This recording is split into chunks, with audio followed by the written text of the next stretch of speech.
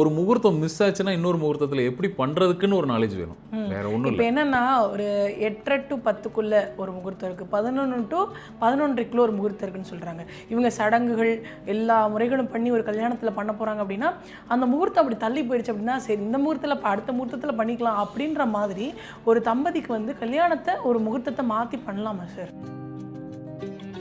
சில குழந்தை பிறந்த உடனே பார்த்தீங்கன்னா அந்த வீடு மடமடமடன்னு வளரும். அது காரணம் என்னென்னா, அந்த பிறந்த நேரமே ஒரு முகூர்த்தம் தானே. ஒரு குழந்தை ஒரு நேரத்தில் பிறக்குது, அது முகூர்த்தம் தானே. அதை பொறுத்து தான் அந்த வீடு அடுத்து என்ன ஆக போகுதுங்கிறதுக்கு அது ஒரு சாட்சி. ரொம்ப முக்கியமாக வாழ்க்கையில் 2-3 ஈவெண்ட்டுக்கு தான் அந்த முகூர்த்தம் பார்க்குறோம். ஆனால் என்னை பொறுத்த மட்டும் எல்லா விஷயத்துக்கும் முகூர்த்தம் பார்க்குறது நல்லது. ஏன்னா நமக்கு என்ன தான் பெரிய வானளவில் நமக்கு திறமை இருந்தாலும் ஒரு நேரத்தில் எந்த நேரத்தில் நம்ம வந்து ஒரு காரியத்தை தொடங்குறோம்.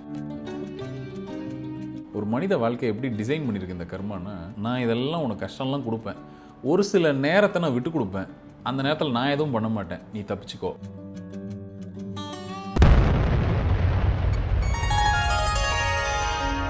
ஸ்ரீ மகாஸ் இன்ஃபினிட்டி நேயர்களுக்கு நர்மதாவின் அன்பான வணக்கம்.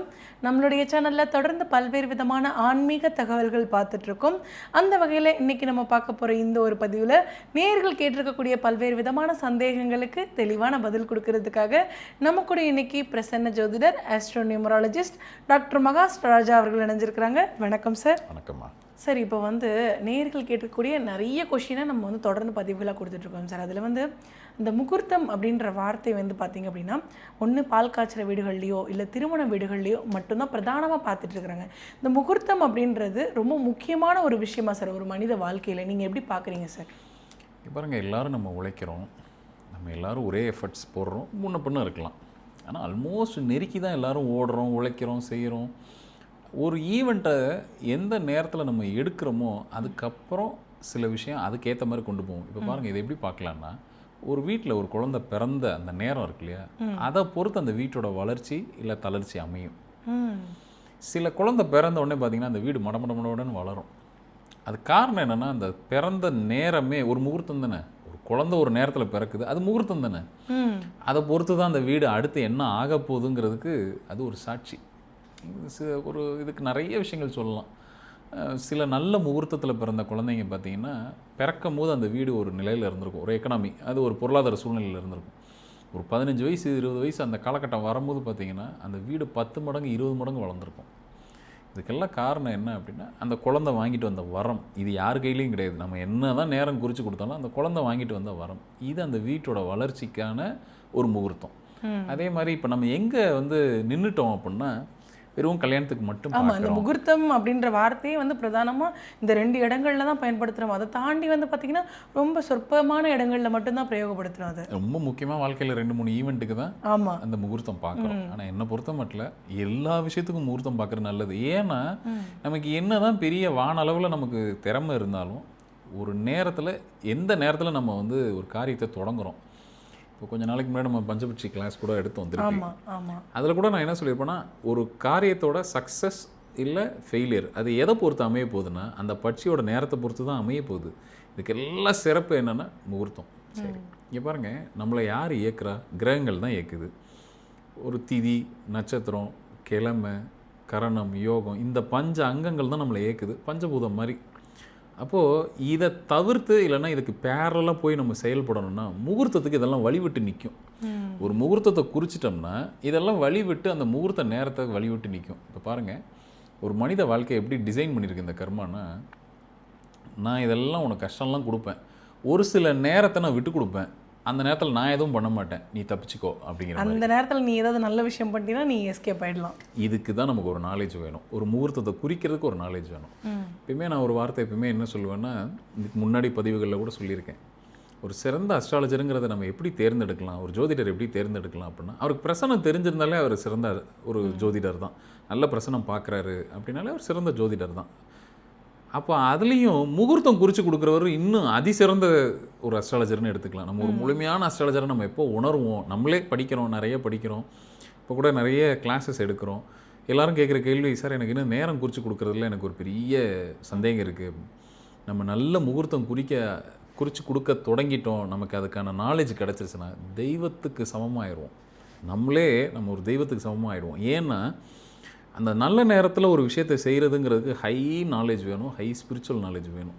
ஸோ இதுக்கு தான் ஒரு அஸ்ட்ராலஜரோட பங்கே தேவை.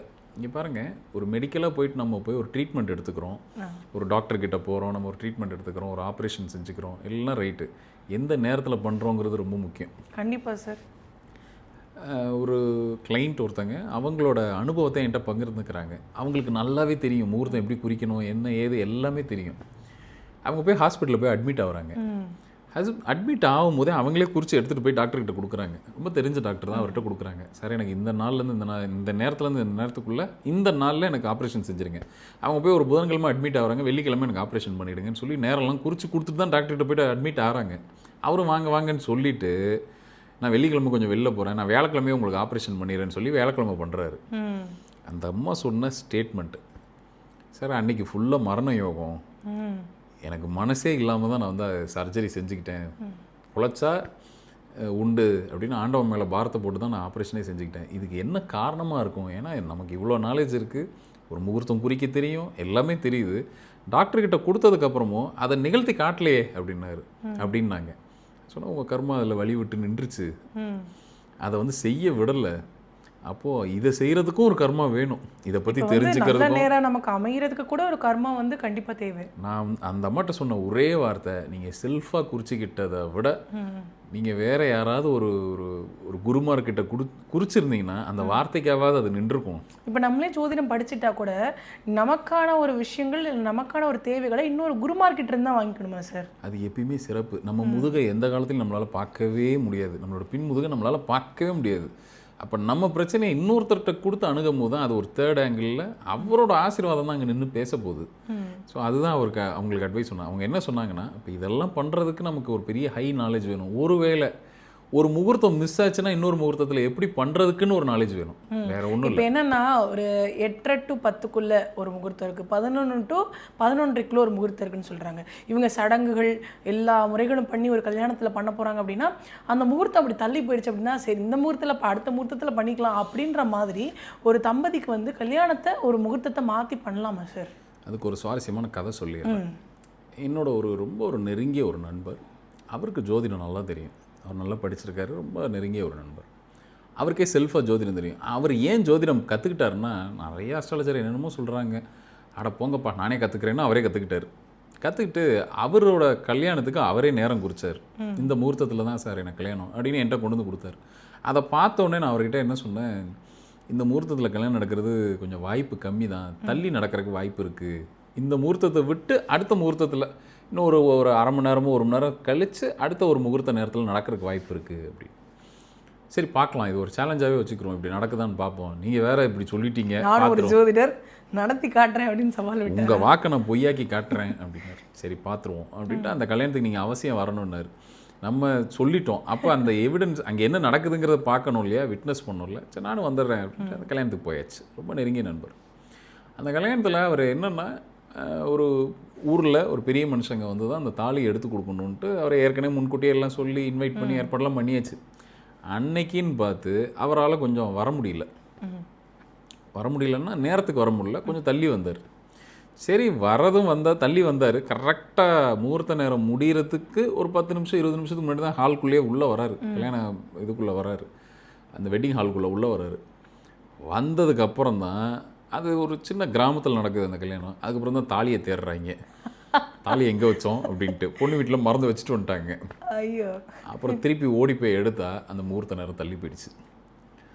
அவர் என்னையே பார்த்துக்கிட்டே உட்காந்துருக்காரு, என்ன நேரத்தில் வாய வச்சிங்கன்னு தெரியல, அது நேராக தள்ளி கூட்டிட்டு நம்ம விதிக்குன்னு ஒரு முகூர்த்தம் வந்து எழுதப்பட்டிருந்தது அப்படின்னா அதில் தான் நடக்கும் இல்லையா சார்? மாற்று கருத்தே இல்லை. அதுக்கு தான் அதை குறிக்கிற ஆசான் வந்து ரொம்ப முக்கியம், அந்த ஆச்சாரியார் வந்து ரொம்ப முக்கியம். ஏன்னா கிரகம் வந்து வழி விட்டு நிற்க போகுது நல்லது நடக்கிறதுக்கு, அது கொடுக்குற நேரமே கொஞ்சம் தான். அந்த நேரத்தில் வழி விட்டு நிற்க போகுதுங்கிறப்போ நாமளே செல்ஃபாக பார்க்கும்போது சில விஷயத்த கோட்டை விட்டுருவோம். அப்போது அதை ஒரு நல்ல ஒரு கை தேர்ந்த ஒரு எக்ஸ்பர்ட்டிட்ட கொடுக்கும்போது அவங்க வாக்குக்காவது அந்த கிரகம் நின்று அந்த வேலையை செஞ்சு கொடுத்துரும், பிளஸ் பண்ணி கொடுத்துரும். அப்புறம் கடைசியில் அவருக்கு அடுத்த இன்னொரு அரை மணி நேரமோ 1 மணி நேரம் கழித்து திருப்பி அந்த கல்யாணம் அன்றைக்கி நடந்துருச்சு. அவர் சொன்னதுன்னா இவ்வளோ கான்ஷியஸாக இருந்து இதை கோட்டை விட்டோமே அப்படிங்கிறது தான் அவருக்கு. அப்போது அந்த கிரகம் அப்படி தான் கூட்டிகிட்டு போவோம் கையை பிடிச்சி. நம்ம வந்து எப்பயுமே கிரகத்தை சேலஞ்ச் பண்ணி எந்த விஷயத்தையும் முடிக்க முடியாது.